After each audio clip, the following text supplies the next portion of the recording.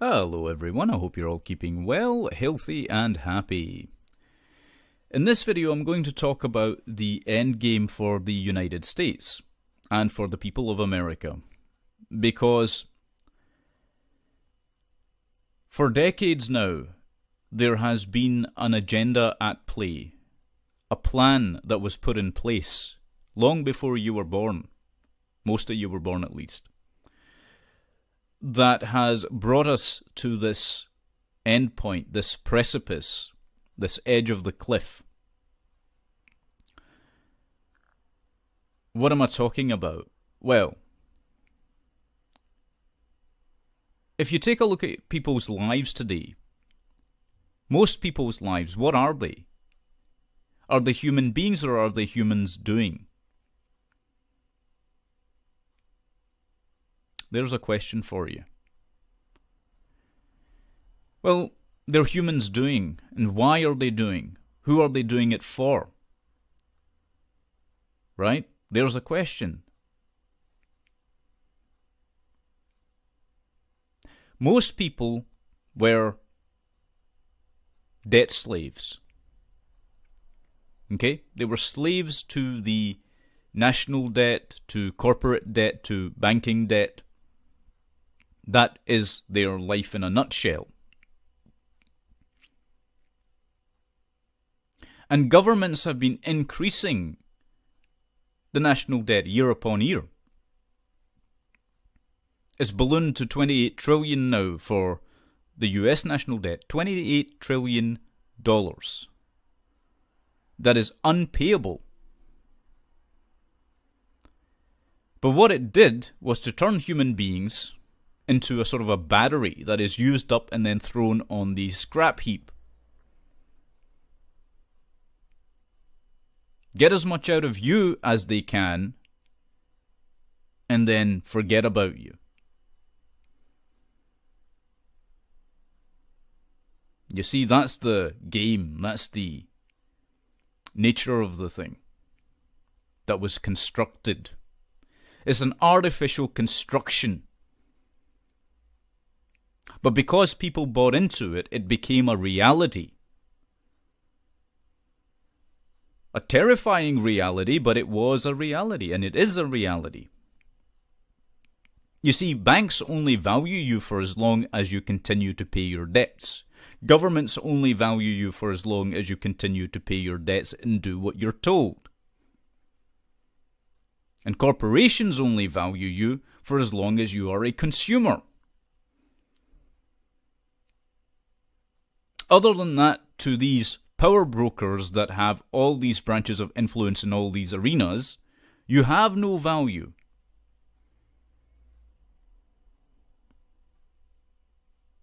And it's not just the financial realm in which they reign. Take a look at your civil liberties for a second. The right to free speech is being taken away from you little by little, inch by inch, every day. Okay, by governments, by corporations. You've got strange draconian laws being implemented, hate speech laws, this law, that law, motions being passed through parliaments and Congress.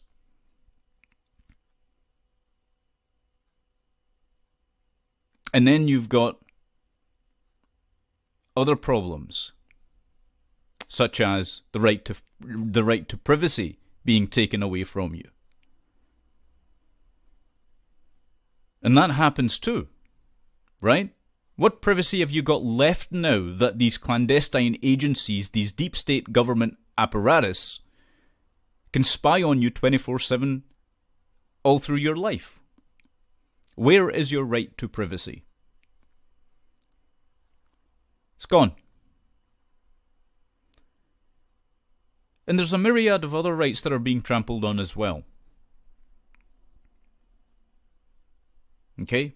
All of this is happening and has happened. And how did we get here? We got here because most people spent their life being ignorant. They chose ignorance over knowledge. They chose to stay asleep to reality.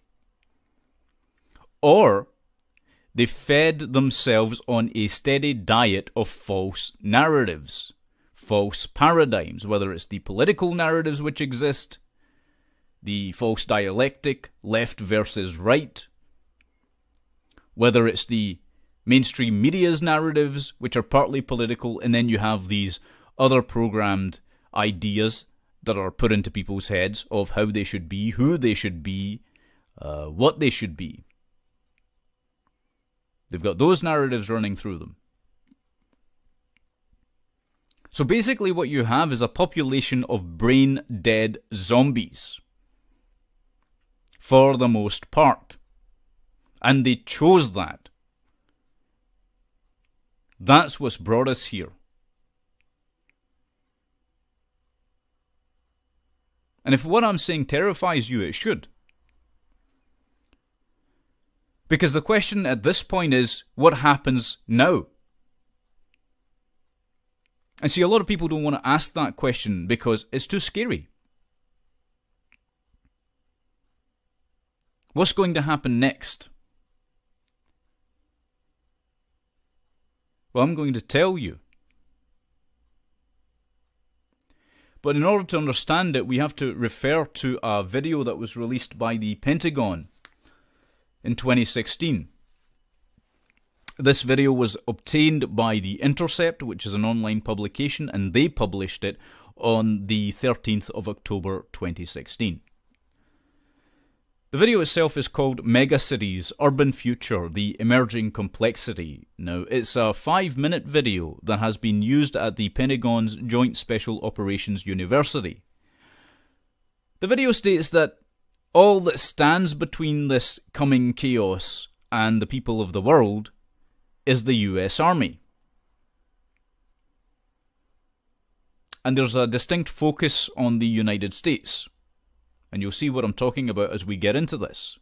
I'll be including the video, by the way, at the end of this video, my video. Once I've finished speaking, you'll be able to view this video in its entirety to understand and see for yourself what I am speaking about. Now, according to the film, megacities are complex systems where people and structures are compressed together in ways that defy both our understanding of city planning and military doctrine. These are the future breeding grounds, incubators, and launching pads for adversaries and hybrid threats. The film was used as part of an advanced special operations course that was offered at JSOU for a lesson on the emerging threat. JSOU is operated by US Special Operations Command. Just as an aside, by the way, megacities are by definition urban areas with a population of 10 million people or more. The film mentions criminal networks, substandard infrastructure, religious and ethnic tensions, impoverishment, slums, open landfills, overburdened sewers, and a growing mass of unemployed as things that the US Army will have to deal with. Now here's a question for you. Why would the US Army have to deal with unemployment or the unemployed? That's not their department. But the very fact that we are seeing everything that is outlined in this film should give you pause for concern. The list that we've just gone through details and accompanies photos of garbage-choked streets, masked rock throwers, and riot cops battling protesters. Well, there we go again with the right to free speech being taken away, because that's obviously what cops should be doing, right? The narration states that growth will magnify the increasing separation between rich and poor. It's interesting. You would think that growth would benefit everyone. Apparently, economic growth will only benefit the rich. The scene then cuts to New York City, looking down from a high vantage point on 3rd Avenue, depicting a lunchtime crowd dining on $57 NY cut sirloin steaks at Smith and Wolenski. The video then states that tomorrow's vast urban jungles will be replete with subterranean labyrinths governed by their own social code and rule of law, with digital domains that facilitate sophisticated illicit economies. Now, this is obviously something that the military-industrial complex frowns upon, since they want you to be a debt slave to the state, digitized economies, digital money. Other forms of digital money, they obviously don't like that. They don't want that. Now, the next little bit is going to knock your socks off. A key phrase used in this video, in this dystopian vision that they've detailed and outlined, is drain the swamp. Drain the swamp. This same phrase was used with great frequency by a presidential candidate last year. Do you remember that? People still chant it today. Drain the swamp. This is an example of hypnotic persuasion. It's hypnotic persuasion. If you don't know the term, look it up. Persuasion is a system of influence in order to embed an idea in people's minds. And who is the swamp? Well, the public assumed that the swamp was all of this corruption and corrupt politicians. No. According to this video from the Pentagon, you are the swamp. The people.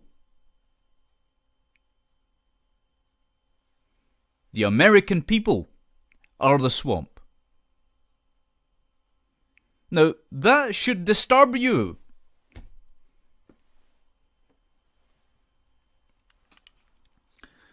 The film ends with a stark warning. This is the world of our future. The threat is clear. Now that's pretty bloody ominous, isn't it? So this thing with draining the swamp. Well, let's take a look at Trump's presidency. Because Donald Trump, of course, popularized this phrase. From the very beginning, was this a ploy to mislead the American public? Well, we know from the WikiLeaks documents that the DNC deliberately manipulated both the Democratic primaries and attempted to run Trump as a Pied Piper candidate against Hillary Clinton. Right? And with Trump's recent foreign policy decisions and an administration full of neocons, warhawks and compromised officials, the question has to be raised. Why did he appoint them? After all, he is the one that appointed them, not some magic sky daddy, right? Trump appointed them. People like Gary Cohn, Dina Powell, McMaster, Tillerson, Haley, Kushner, his son-in-law, all of whom are very seriously compromised individuals. So, there are serious questions about all of this. Very serious questions. But this isn't new. You see, the military-industrial complex began this program back in 2008. The US Department of Defense launched something called the Minerva Initiative. The Minerva Initiative linked to and provided grants to universities in exchange for providing social science studies on areas of strategic importance to US national security policy. That includes the economy, by the way. Their stated goal is to improve the DoD's basic understanding of the social, cultural, behavioral, and political forces that shape the world. Its actual goal is to come up with ways of dealing with social unrest, especially within the United States. As of 2015, the Minerva Initiative's priority research areas fall within the following 4 categories: identity, influence and mobilization, contributors to societal resilience and change, power and deterrence, and innovations in national security, conflict and cooperation. On June the 12th, 2014, The Guardian newspaper in the UK published an article titled "Pentagon Preparing for Mass Civil Breakdown. Social Science is being militarized to target peaceful activists and protest movements."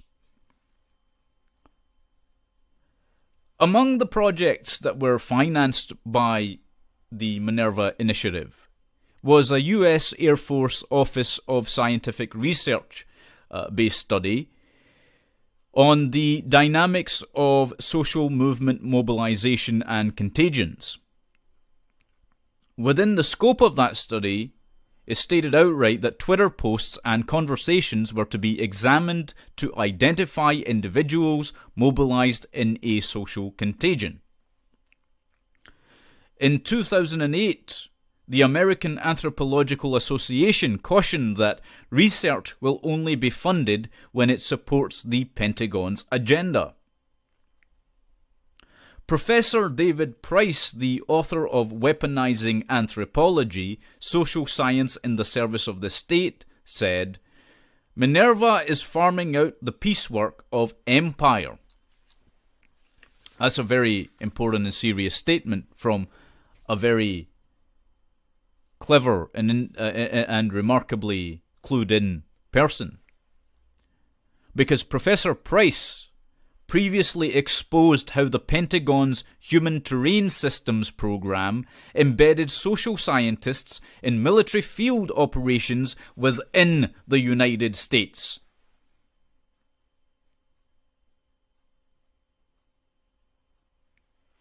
So this is all a military operation, is what I'm trying to get across to you. And what is the end goal of this? Well, basically, what is going to end up happening, as you'll no doubt see from the video itself, but what will end up happening is that the United States will be sealed in. The people of the United States will be sealed in. What were the things that Donald Trump said during his campaign? Right? We had the drain the swamp thing, and I've just detailed that that was very prevalent in the video. We also had build the wall. Now, walls can be fantastic things. Walls can be great things because they can keep people out that shouldn't be there. But guess what else walls can be used for? But keep in mind, the wall is just an idea, right? Guess what else walls can be used for? They can be used to keep people in. To imprison them, de facto. Then what happens next? Well, I think you can guess. All the people that serve no purpose to the corporations, to the government, or to banks will be systematically eradicated. That is the end game, ladies and gentlemen. That is the end game. I'm not fear-mongering here. I am telling you factually true information. This is what's coming. This is the oncoming storm. Now, you can ignore this if you like. You can dislike what I'm saying if you like. That is your prerogative. That is your right. But it still remains the absolute objective truth.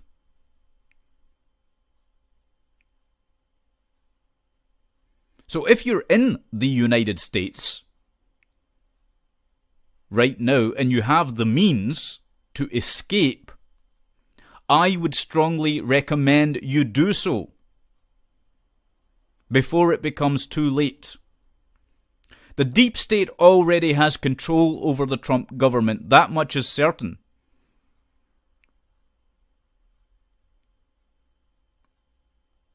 Perhaps they had control of him from the beginning. But the point is that you need to act in your best interests, your individual best interests right now. If you're able to escape, escape.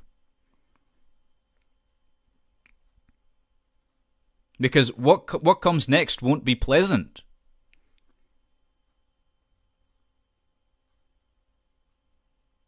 See, they want, the people that are the real power brokers behind the scenes, and I know who they are, but they want conflict. They want American citizens to be at each other's throats, tearing each other apart. And what did we see in Berkeley over the weekend? The far left and the far right tearing each other apart violently. The left recently, I was analysing some of the intelligence reports on this thing that happened. The left recently has been angling for upping the game. They're trying to get their hands on guns and other various weapons. In the actual Berkeley, I don't think I should even call them protests, they used M80s, which are explosive devices. They're sort of fireworks, but nonetheless, they can kill someone. And they don't seem to realize, these radical leftists, these far left lunatics, that the far right is way better equipped, and there are some very serious and dangerous people on the other side of that spectrum, at the extreme end of it. And they're armed with M60 machine guns.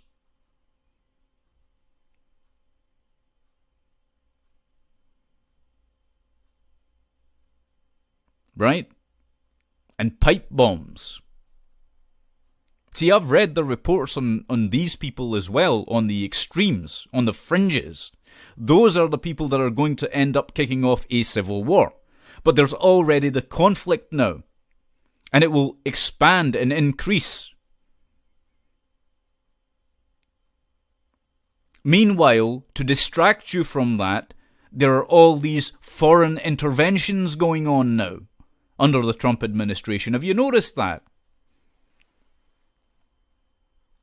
What do you think that's all about?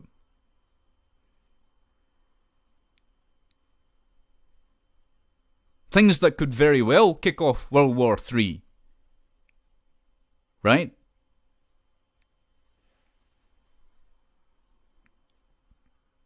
So these are unsafe times, is what I'm saying.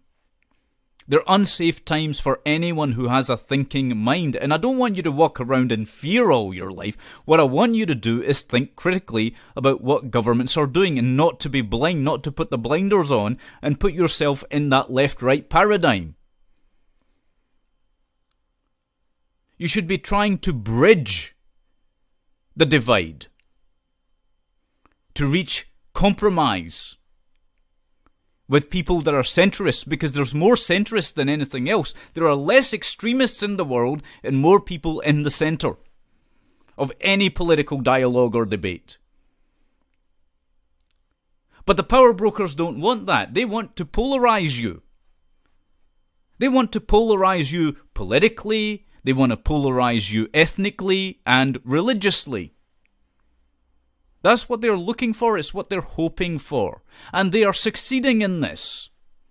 Because again, most people are too dumb to work this out.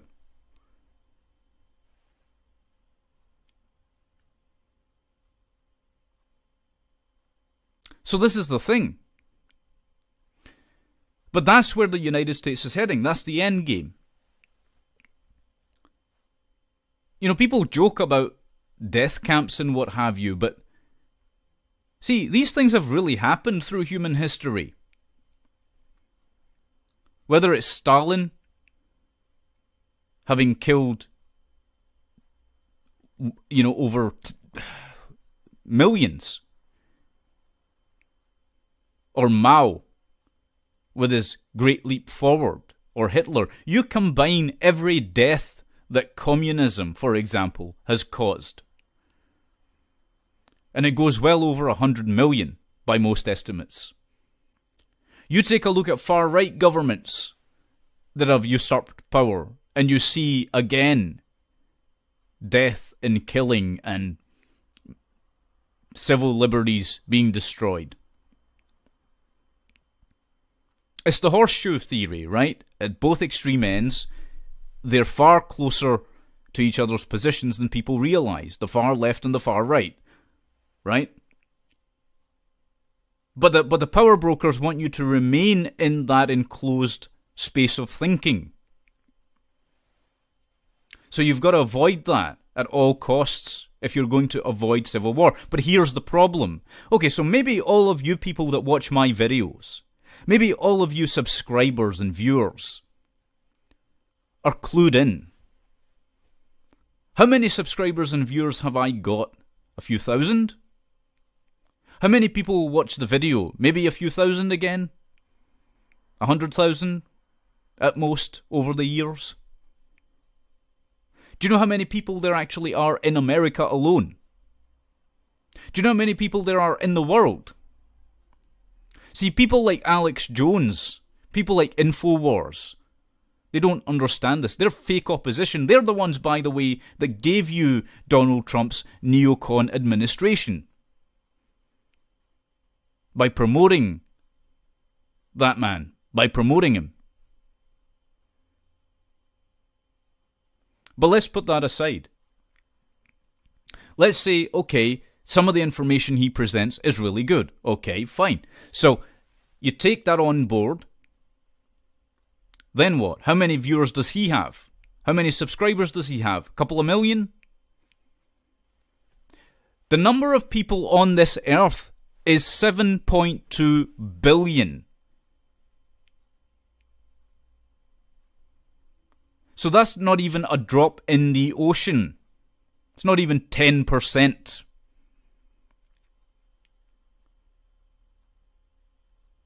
Okay? What you've got is a population right across this world that is asleep to the truth, asleep to reality, asleep to what the hell's happening to them. Too intellectually dumbed down to realize it.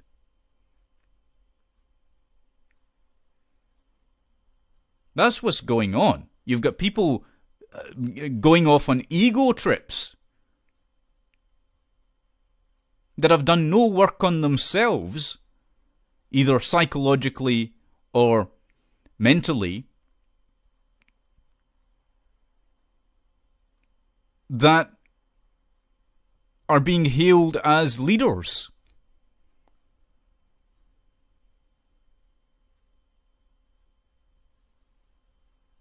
So that's what's happening out there.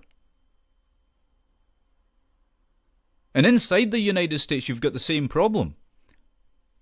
People that just don't want to apply critical thinking. That just follow authority wherever it goes. I mean, my goodness, we saw this with the Stanford prison experiment. Philip Zimbardo's experiment on this. We also saw it with Stanley Milgram's experiment, didn't we? Where people just blindly follow authority. If you've got the symbols of power, people will follow that person. That is what happens.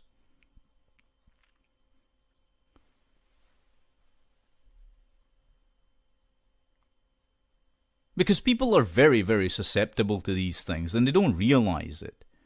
Persuasion, persuasion, hypnosis, hallucinations. Most people are suffering from these things and they don't know. Because again, the power brokers are very well versed in all of these things, in all of these subject areas. They've studied them intensely. I've studied them intensely. We know of what we speak.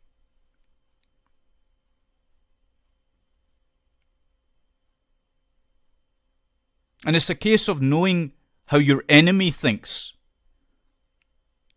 Right? That's why you've got to get clued up on this stuff as well.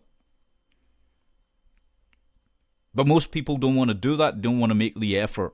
And that's why we are here. And it would be a last-ditch effort, essentially, to see whether or not the United States can survive over the next 10 or 20 years with its liberties intact. It's no good just the landmass being there and people being in it, if everything that the United States of America was built on is gone, is torn down. The freedoms, the liberties, the rights, if all of that is gone, what does that mean?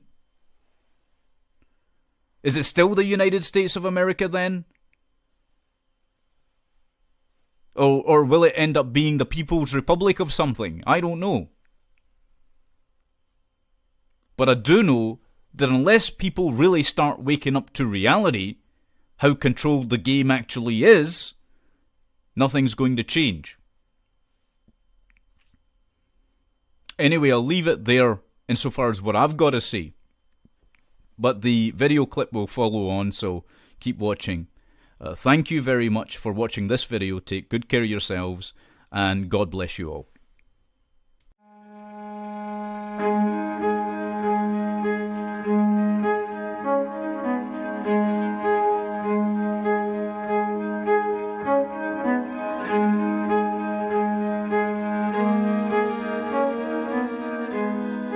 The future is urban. By 2030, urban areas are expected to grow by 1.4 billion, with that growth occurring almost entirely in the developing world. Cities will account for 60% of the world's population and 70% of the world's GDP. The urban environment will be the locus where drivers of instability will converge. It is the domain that by the year 2030, 60% of urban dwellers will be under the age of 18. The cities that grow the fastest will be the most challenged as resources become constrained and illicit networks fill the gap left by overextended and undercapitalized governments. The risk of natural disasters compounded by geography, climate changes, unregulated growth, and substandard infrastructure intersect to frustrate humanitarian relief. Growth will magnify the increasing separation between rich and poor. Religious and ethnic tensions will be a defining element in the social landscape. Stagnation will coexist with unprecedented development as impoverishment, slums, and shantytowns rapidly expand alongside modern high-rises, technological advances, and ever-increasing levels of prosperity. This is the world of our future. It is one we are not prepared to effectively operate within, and it is unavoidable. Megacities are complex systems where people and structures are compressed together in ways that defy both our understanding of city planning and military doctrine. It is an ecosystem that demands a highly agile and adaptive force to successfully operate within. Infrastructures will vary radically, with concentrations of high-tech transportation, globally connected air and seaports, contemporary water, utilities, and waste disposal intermixed with open landfills, overburdened sewers, polluted water, and makeshift power grids. Living habitats will extend from the high-rise to the ground-level cottage to subterranean labyrinths, each defined by its own social code and rule of law. Social structures will be equally challenged if not dysfunctional, as historic ways of life clash with modern living, ethnic and racial differences are forced to live together, and criminal networks offer opportunity for the growing mass of unemployed. This becomes the nervous system of non-nation-state, unaligned individuals and organizations that live and work in the shadows of national rule. Where physical domains can be seen, digital domains will have limitless potential to breed and expand without limit. Digital security and trade will be increasingly threatened by sophisticated illicit economies and decentralized syndicates of crime to give adversaries global reach at an unprecedented level. This will add to the complexities of human targeting, as a proportionally smaller number of adversaries intermingle with a larger and increasing number of citizens. The scale and density of these domains is daunting. In a city of 10 million, where you hold the support of 99% of the population, the remaining 1% represents a threat of 100,000. It is an environment of convergence, hidden amongst the enormous scale and complexity of the megacity. These are the future breeding grounds, incubators, and launching pads for adversaries and hybrid threats. Linked globally, these are man-made labyrinths that provide refuge and movement across the vast sections of these cities where alternate forms of governance have taken control. The advice of doctrine, from Sun Tzu to current field manuals, has provided two fundamental options. Avoid the cities, or establish a cordon to either wait out the adversary or drain the swamp of non-combatants and engage the remaining adversaries in high-intensity conflict within. Even our counterinsurgency doctrine, honed in the cities of Iraq and the mountains of Afghanistan, is inadequate to address the sheer scale of population in the future urban reality. From the streets of Aachen to the citadel and Wei, we have defeated adversaries who attempted to use urban terrain to their advantage. Urban conflict is written deep into the Army's histories. But in tomorrow's conflict, these megacities are orders of magnitude greater in complexity, and our current options do not meet strategic ends. Our future operations must allow us to rapidly return the city to the people. They will be too large and complex to isolate or cordon in their entirety. Yet our soldiers will have to operate within these ecosystems with minimal disruption and flow. Our current and past strategies can no longer hold. We are facing environments that the masters of war never foresaw. We are facing a threat that requires us to redefine doctrine and the force in radically new and different ways. The future Army will confront a highly sophisticated urban-centric threat that will require that urban operations become the core requirement for the future land force. The threat is clear. Our direction remains to be defined. The future is urban.